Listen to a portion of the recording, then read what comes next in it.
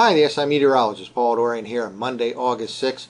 Well, some strong to severe thunderstorms raced across the Mid-Atlantic region late yesterday and last night, hitting the I-95 corridor late in the day and early last evening. All those storms have now moved off the East Coast. That cold front associated with those storms is slowly working its way through the I-95 corridor right now.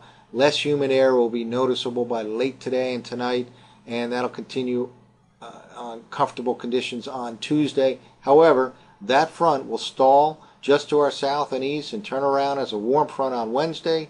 Our humidity will increase again for the second half of the week, and we'll have more showers and thunderstorms to deal with at that time.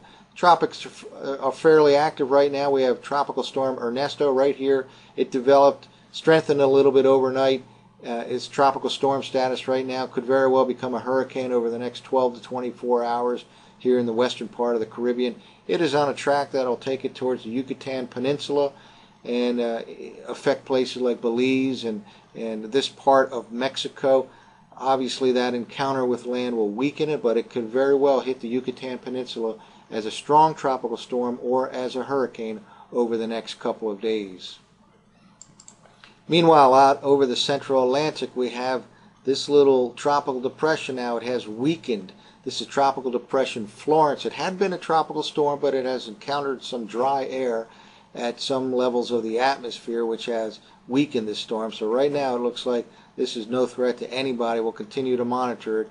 But again, this tropical storm Florence has now weakened into a tropical depression, and the main reason can be seen right here with this particular water vapor image. Here is Florence right here, and the darker areas right here coming off the western Africa coast all the way in this region right here. All this darker color right here represents dry air. This is a water vapor image from a GOES satellite, Meteosat 9, and it shows upper level drier air has intruded right into this region right here, which is Florence, and that is the reason it has weakened overnight from a storm to a tropical depression.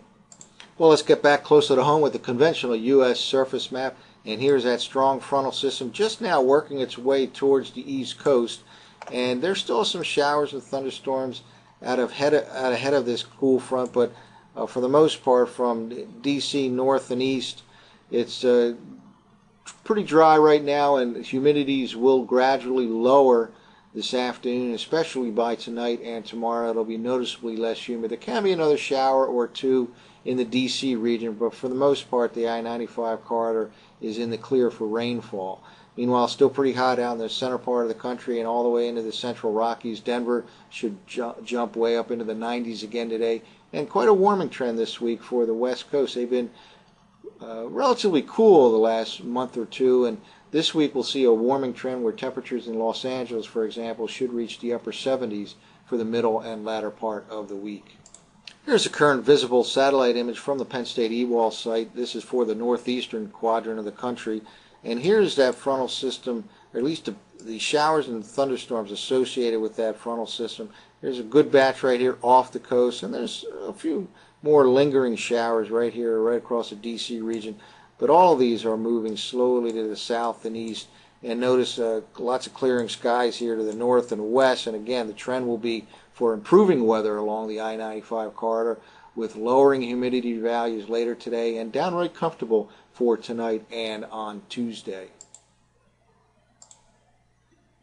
Well, I thought I'd show one computer forecast map for this week, and that'll be for Friday, because Friday, I think, poses the next threat of some heavy rain, possibly some severe thunderstorms here. This is the GFS forecast map for Friday afternoon, jumping way ahead, because I think, again, that'll be the next chance for some significant showers and thunderstorms. We can have showers and thunderstorms on Wednesday and Thursday as well, but Friday will probably be quite organized as there's a frontal system, and the GFS from last night's 0Z run is even putting out a little low-pressure area right along this front. So we'll monitor that situation over the next few days. But again, less humid in the Mid-Atlantic for tonight and tomorrow. Then the humidity rises again on Wednesday, and that high humidity continues for the rest of the week with an increasing chance of showers and thunderstorms. Perhaps some more heavy rain and severe weather possible on Friday in the Mid-Atlantic.